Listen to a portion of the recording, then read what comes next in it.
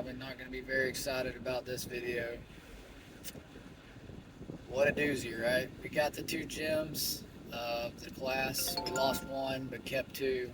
Obviously, our savior, if he's even around. I mean, Billy seat's cooked to me. I don't even think Lagway ever gets to see the field in Florida because Billy probably won't make it to year 4, which is really unfortunate. Hopefully, we kill it on the hire after Billy leaves so that Lagway considers staying if he's getting paid the right amount of money, because right now things aren't looking good. Now you got LJ McCray, stud. Love the two guys. They're two 5 stars. Obviously, those guys are the future on defense and offense, almost like Brandon Spikes and Tim Tebow. There's great pieces. I love every kid in this class. The class was way too small. We didn't bring in enough kids with all the attrition. It's just a really big disappointment. And then for Billy to literally come out and say, "Are you not entertained?" in his press conference after losing 4 or 5 kids, one of our best wide receivers to Texas A&M, Williams, lost him, Isaiah Williams. So 2 receivers in the class, absolutely pathetic with a 5-star quarterback. Both of the kids are great, love them to death. I think they're great players, going to be good for Florida. But we took 2 studs last year. They didn't even see the field, Andy Jean and Aiden Mazzell. The only one of the 3 was Trey Wilson that saw the field. And those kids were thriving in the spring. And personally, I think they're more talented and better than anything we had on the field except for Ricky.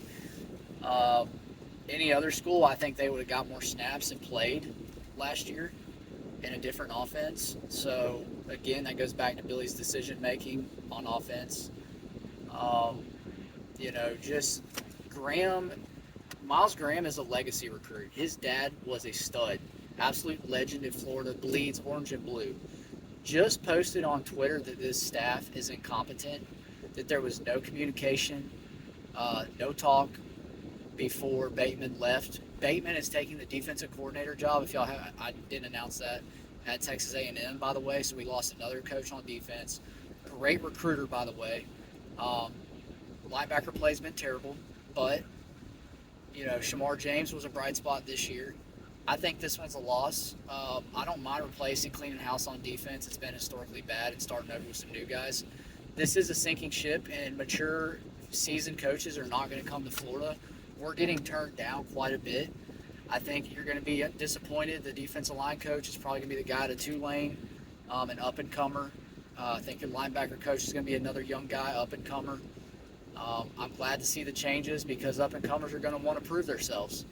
I don't mind the young guys because that's all we can get at this point, guys. And hopefully that they're able to, juice this thing and turn around with a young defensive staff, because they're going to come in and want to prove themselves, get their name out there to either get a job next year or stay at Florida and get more money. So I'm actually okay with the process on the defensive side of the ball. We're just not moving fast enough. We've got to get these coaches in here faster than what we're doing and make these changes quicker. Billy's just too slow to pull the trigger. But I'm fine with the changes, like I said. Obviously, these guys didn't help, land the recruits that we needed to land on defense. Napier played dumb at the press conference and acted like we didn't lose anybody. The only comment he made that I liked was basically to the guys transferring out, like ETN and others. Say he respected them, but he said, if you're not going to be here, just come back in January. Don't come back at all. Anyway, guys, I had to take a break for a second, but strength and conditioning coach, obviously making a change there. Mark Hawk is done. That's going to be an exciting hire. I think we're getting the guy from Alabama, Dennison, again. Not 100% on that, but I'm loving the changes coming. I'm hoping that can salvage things, but that's hope. I mean, reality is things are bad. Every day it's bad news for Florida, every single day. Like I said, Miles Graham, dad, comes out, tweets today. I'm talking about a legend for Florida, a guy that knows the program, a kid that's been committed and loyal to Billy Napier, and they didn't have the decency to tell him that Bateman was moving on or for Bateman to let him know. And he called Napier in the program out and said this is the most dry experience and worst communication he's ever seen, the worst he's ever seen this program in many years. I mean, that is an indictment if I've ever heard one. That's coming from Miles Graham, his dad now. I mean, that's not coming from Ryan on YouTube. So y'all can call me negative or whatever you want. When you got Gator legends out there tweeting how bad things are, It's time to quit being a Disneyland Gator and get on board with the Fire Napier train, because I don't care who he pulled in, it's not good enough. 16th ranked class from the number 3 class at one point is an absolute travesty. Top 5, if you want to win championships at Florida, if that's your expectation, top 5 is a must. So we're nowhere near that. We're years away from even competing for that. The rebuild is going to be a 10-year rebuild at this point, which shouldn't happen in today's football with NIL and the transfer portal. Look what Colorado did with Dion again in the portal, getting guys. I mean, for Colorado, yes, it's a lower class than us, but you can't compare classes. Like, people doing the Clemson thing is just stupid. Clemson plays in the ACC. The 17th ranked class is the number 2 class in the ACC. Okay, we're in the SEC. Now we've got Oklahoma and Texas. 3/4 of our schedule is ranked ahead of us in recruiting. Okay, the bottom dwellers, Kentucky, South Carolina, Arkansas, Vandy, that's all we beat. We are literally the 8th ranked class in the SEC right now. One of the worst recruiting classes. We're trending down, guys. Overall talent, sure, we're probably middle of the pack in the SEC with overall team talent, with including the portal players. But man, it's just Florida's. We're years away. Even with Napier, like I said, Napier, all we can do is hope for 8 wins next year at best. I mean, I don't even see that happening. That schedule's murderer's row. Like I said, you look at all the classes ahead of Florida this year in the recruiting rankings. Miami, Texas, Georgia. The list just goes on and on. LSU, Tennessee. You know, if they're more talented, the odds are that much harder for you to beat that team on the field. We obviously know we don't have the coaching to do it. So where is Florida going to look, hang their hat? It's just upsetting at this point. But like I said, let's talk about the guys that did commit. Get off my soapbox with that, because it's infuriating at this point to see this program in shambles. That class was up there with Will Muschamp's type recruiting at one point. That's the last time we had a top 5 class. It's been that long for Florida. Being in the top 15 is basically actually where Florida's been pretty much between 9th and about 14th, 15th has been Florida's average over all the way back till I think Muschamp's last class was 13th. McElwain was in that range, anywhere from 12th, 13th. Problem was attrition. The classes had 3, 4, 5 of the most talented guys never made to campus, got arrested, or just didn't qualify because of grades. Dan Mull was the same way. He had 2 classes top 10, 9, 12, 13, something like that. And again, guys never made it to campus.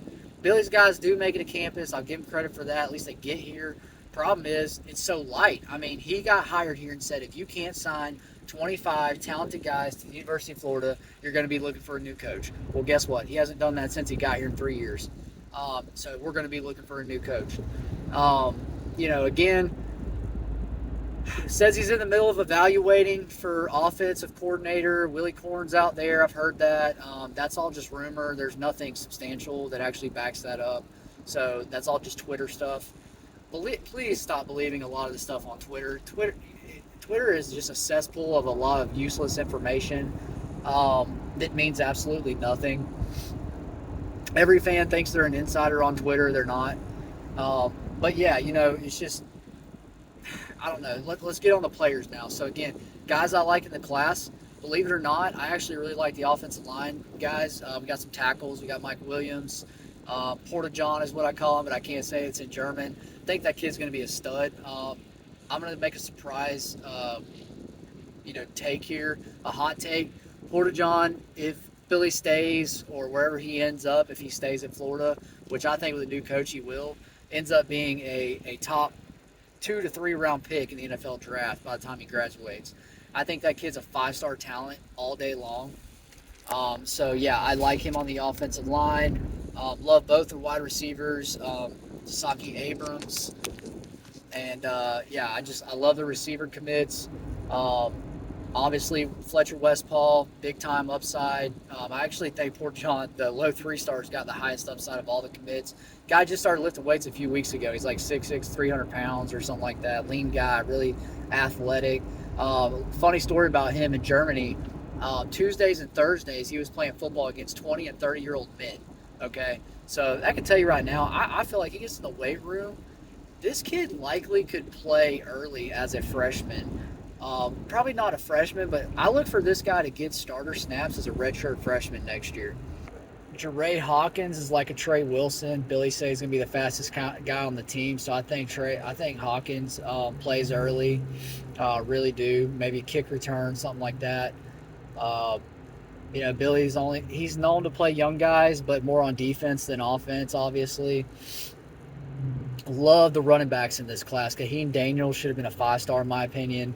Love Jaden Ball, big bruiser, 6', 214. Guy plays quarterback, receiver, DB, linebacker. I mean, you name it, he's done it. Wildcat quarterback. I think he actually will be equally as good as Kaheem, maybe even the better of the two at some point. Gets in a weight room and gets bigger. I mean, just a big bruising guy. I mean, he can look for him to get up to 220, 225, just be that big third down back that just boils over people for a couple yards. Um, I just really like the backs. I do. I do actually like some of our offensive talent. Like I said, the offensive line, I think are underrated. I think are better than what people think. Obviously, our quarterback's elite. We can supplement that. We got Shamir Dyke in the portal, guy that's played with Mertz. Had a great year in 2022. Really dropped off last year, but they had bad quarterback play as well. I look for him to have a solid year, 600-700 yards receiving with several touchdowns. Kind of replace that role. Ricky Pearsall has chemistry with Mertz, so I like that pickup. I really do. Tasaki Bridges just looks like a rotational guy for me. Backup, lost his job. Again, need bodies, so fine with the pickup there. All the transfer portal guys I'm okay with. I'm actually really excited about the offensive lineman out of San Diego State. Think he's a starter day one. And then Joey Slackman, obviously, is going to be our number one best player on that defensive line. I think LJ McCray plays early next year. I think he's going to be a freak on the field. I think this defense is going to be much better than what people think next year. I actually really wholeheartedly believe that. And the offense, I think, is going to be equally the same, maybe a little bit better as far as more consistent in the running game and a little better in pass pro. Obviously, we're going to have better backs. We're not going to have ETN whipping on people, crushing Graham Mertz in the backfield. I don't even think ETN's been announced to Georgia yet, so I don't know where that kid's going. Everybody's just chasing bags right now. That's what it comes down to. Florida got screwed with NIL. We obviously didn't want to up the ante for these players, and Billy's press conference was a terrible press conference again, very defensive and just, not acknowledging the failure. Said we're going to be hard in the portal. Well, prove it. I haven't seen it yet since he's been here. Hopefully we do pick up speed on things, get these coaches in, be more aggressive in the portal. There's still a lot of good players out there. We missed on a bunch of talent wide receiver. That's why Shamir Dykes is very underwhelming in some ways. I mean, we had the Missouri State guy. There was just tons of elite talent going to Vandy. Going to Kentucky and going to all these other schools like Missouri. Just our rivals, teams that we're playing, getting better players than us through the portal, and we take it, kind of meh target just because Mertz wanted him. I mean, whatever.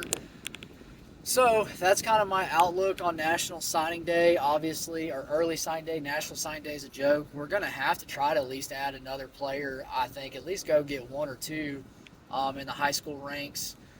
There's not many left. They basically all signed on this period anyways. But I would love to see that. Maybe go after a couple more guys. And then also, Xavier Mincy's still out there. He is not trending Florida at all right now. But I'm sure Florida's not going to give up on that until the end. Edwin Favor signed with Auburn. It was a Bama-Florida thing. It was going back and forth. I picked Florida. I was wrong on a few of those. I was right on LJ McCray. Lagway, obviously, he stuck. I was wrong on Isaiah Williams. I was wrong and right. I said that A&M was a threat and was trending that way, but I thought he would still stick with Florida. Even the insiders thought he would stick with Florida. He definitely flipped. Which again just was even more of a bad look for Florida to lose as many guys. I've never seen a class fall apart faster on National Signing Day than this one, and I've been following Florida since, I've been following recruiting hardcore. I've been a hardcore Gator fan since '95, since being a kid, but actually knowing what's going on and getting the intricacies of it, following recruiting, probably Jim McElwain, Will Muschamp.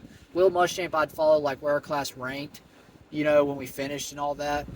and the players on the active roster. But McElwain was when I was like diehard with recruiting from his very first class up till now. So I know the insides and outs of recruiting. That's like my bread and butter. Um, Peterson, like I said, great recruiter, but hey, A&M hired two of our coaches. Everybody is just crapping on Florida right now. Auburn cleans up, wipes their butt with us in the high school recruiting, and just keeps on piling it on with several guys. And A&M just hiring all our coaches away. And these are either a lateral move or a step up. He's going from an outside linebacker coach to a defensive coordinator. Well, let's hope they get the Peterson from Army and not the one from North Carolina, because he was terrible there. But anyways, that's all I got, guys. We'll see what happens in the portal. If y'all got any questions or want to know anything in the next video, just let me know. Go Gators.